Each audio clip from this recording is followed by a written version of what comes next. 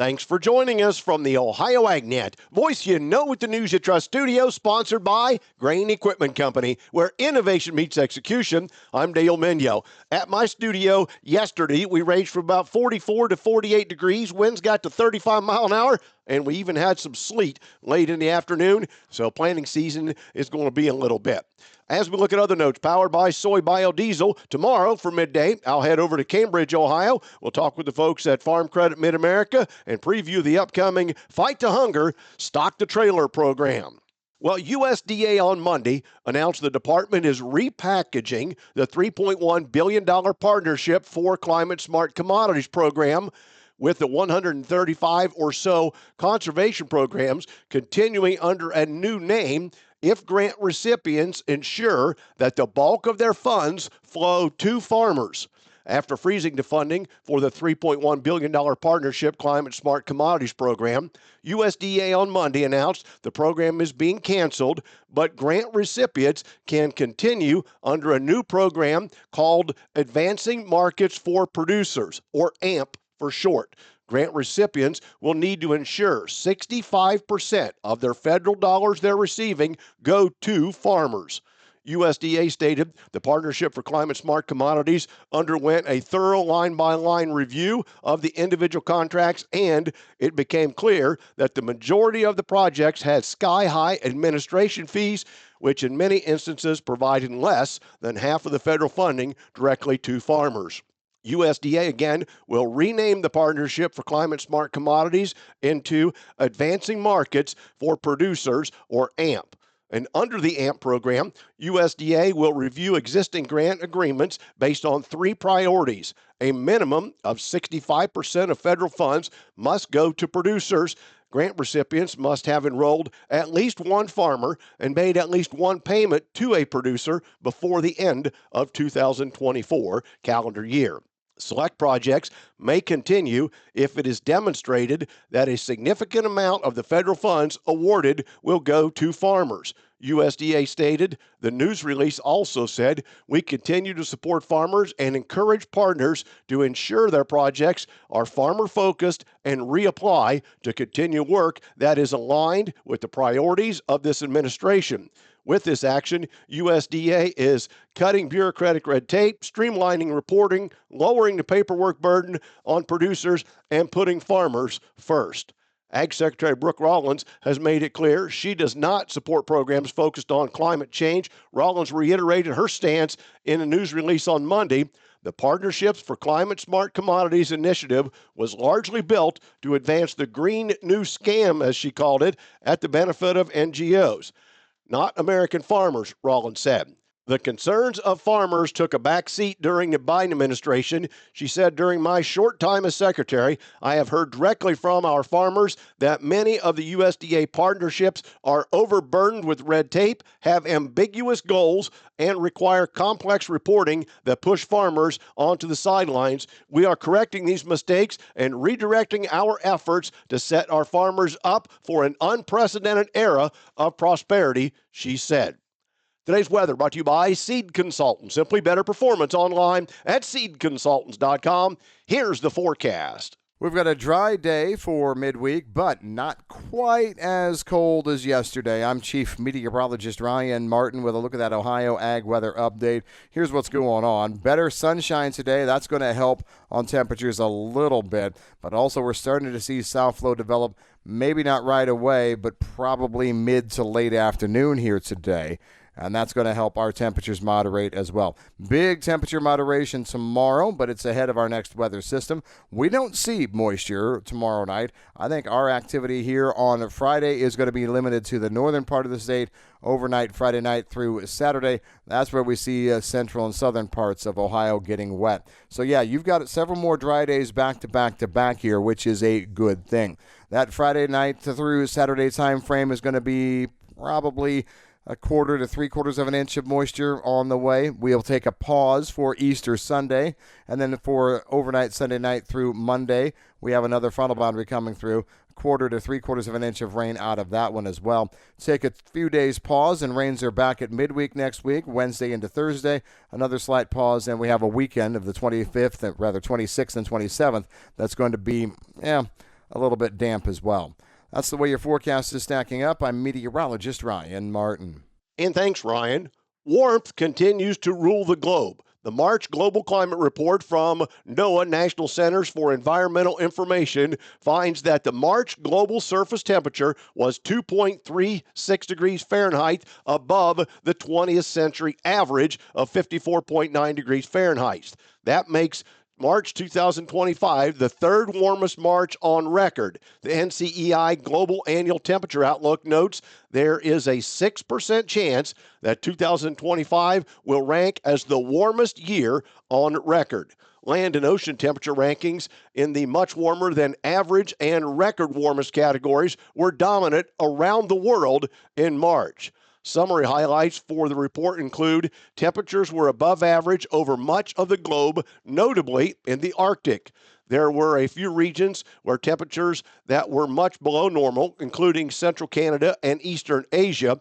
Also, global sea ice extended was the second lowest on record for March. Meanwhile, Arctic sea ice extent was the lowest on record. In addition, there were 8 named storms across the globe in March, which was slightly above average. Looking at continental temperature rankings, the report notes that Europe had its warmest March on record, South America its 6th warmest, and Africa its 3rd warmest March. In North America, March was the 7th warmest on record, and the first quarter of the calendar year, January through March, was the 9th warmest on record. The global land surface air temperature ranked 2nd warmest on record, both for March and for the first quarter of the year. Back with more after this.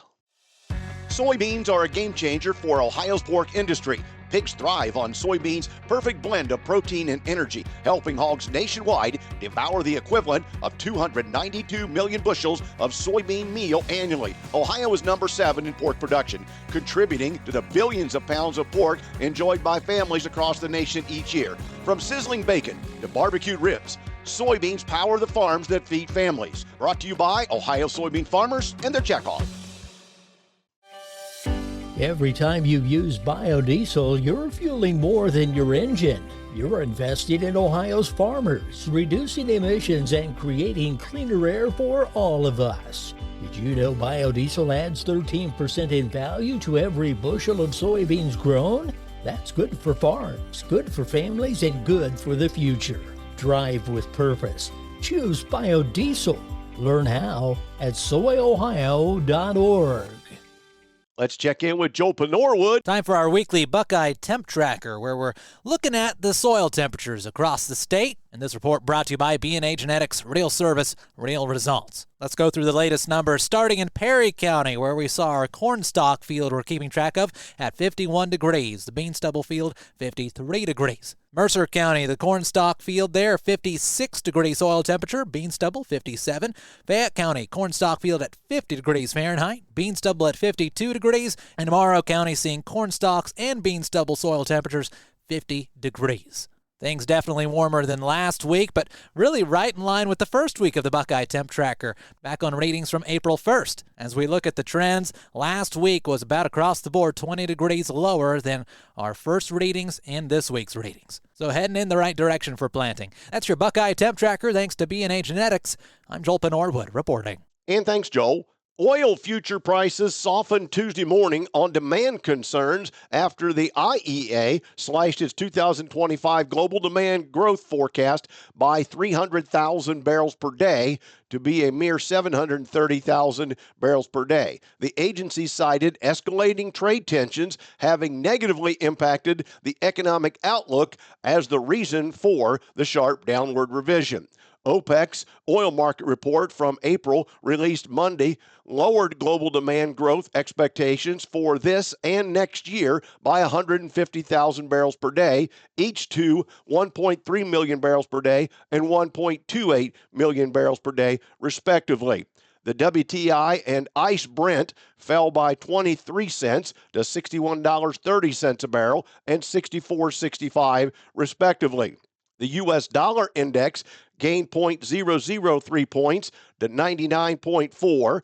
Given the robust growth in non-OPEC oil production and the anticipated sluggish demand growth, questions remain around the de facto production increase from OPEC Plus expected for May. On paper, production targets will be raised by 411,000 barrels per day.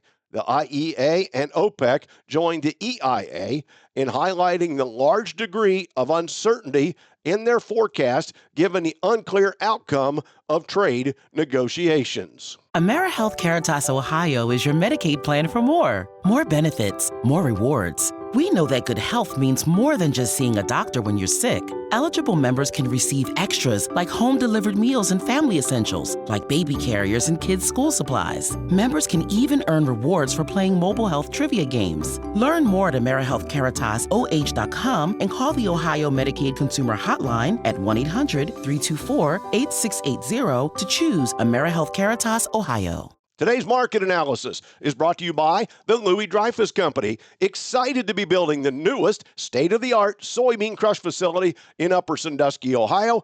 Call 574-566-2113 for information on your soybean marketing to LDC. With today's analysis, here's Ryan Martin. Markets mostly lower as we closed out yesterday. The only place we saw green on the screen was in soybean oil. I'll tell you what, that's been a whipsaw ride, and it really comes down to RVOs, renewables, and what happens there. We might try and take a little deep, in-depth dive into renewables a little bit on the fuel side as we move through this holiday weekend, so stay tuned for that. But otherwise, yesterday's activity was boring, just a little bit on the weaker side. Old crop corn down 3 to 4. We had soybeans down all the way across the board, old crop and new crop. Bean meal was lower. The wheat was down as well. Actually tried to stabilize a little bit and then gave up most of that as we went through the day. Headlines were relatively limited yesterday.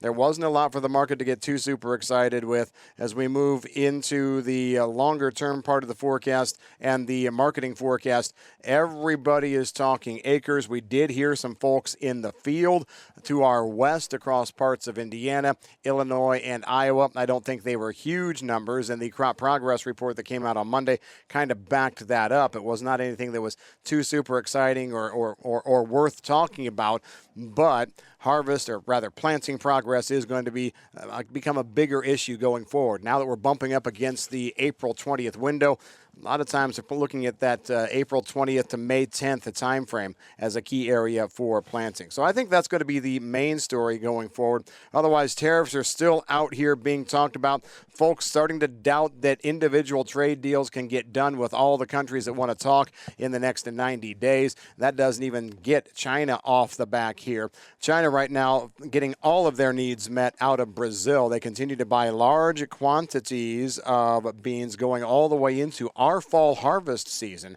That says, or continues to say, they don't feel super strongly about getting this trade tiff done and over with before they would normally want to buy from us. I'm Ryan Martin. And thanks, Ryan. Today's market's brought to you by Seed Consultants. Simply better performance online at seedconsultants.com. Overnight at the open, May corn up a half at 481 3/4. December unchanged at 464 1/4. March also unchanged at 476 1/4 cents. The May soybeans are 10.33 1/4 cents, down 2 3/4. November 10.26 3/4, down 3, and January $10.38 1/2 cents, down 2 3/4. July wheat unchanged at $5.56. September down 1/4 cent at $5.70, and December down 1/4 cent at $5.92 1/2 cents. In livestock, April cattle, $204.80, up 85.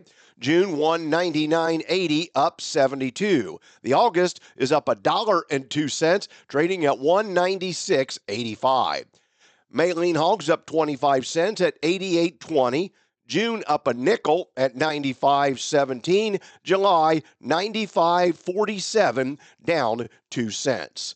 May feeder cattle, $282.52, up $1.57. August feeder cattle, $288.25, up $2.10. September feeder cattle up $2.05 at $287.47. Thanks for joining us. I'm Dale Minyo. This is the Ohio AgNet.